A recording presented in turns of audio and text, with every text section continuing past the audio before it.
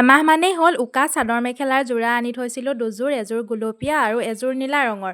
মানে মোৰ ইমান বেছি কাম হৈছে এইকেইদিন, কামটো হৈছে তাৰ লগতে অকণমান বাৰু এলাহো বাঢ়িছে, এলাহতেই হওক বা কামতেই হওক। কাপোৰকেইযোৰ মানে মই কৰিম এনেদৰে সদায় থাকি গৈছে। আজি বোলো ৰাতিপুৱাৰ চাহকাপ খায়ে সকলো বস্তু লৈ মানে ফেব্ৰিক আৰু পানী চানী লৈ মেলি আৰু ওপৰ পালোগৈ, সৰু টেবুলখনো লৈ গৈছোঁ। আজি পিছে বতৰটো খুব ডাৱৰীয়া, মানে ৰ'দটো ওলোৱাই নাই। যি কি হ'লেও নহ'লেও মই বোলো আজি কাপোৰ দুযোৰ ফেব্ৰিক কৰি কমপ্লিট কৰিমেই। কৰিলোঁ বাৰু, প্ৰথমতে গুলপীয়াযোৰ কৰি ল'লোঁ, তাৰপিছত আকৌ নীলাযোৰ কৰিলোঁ।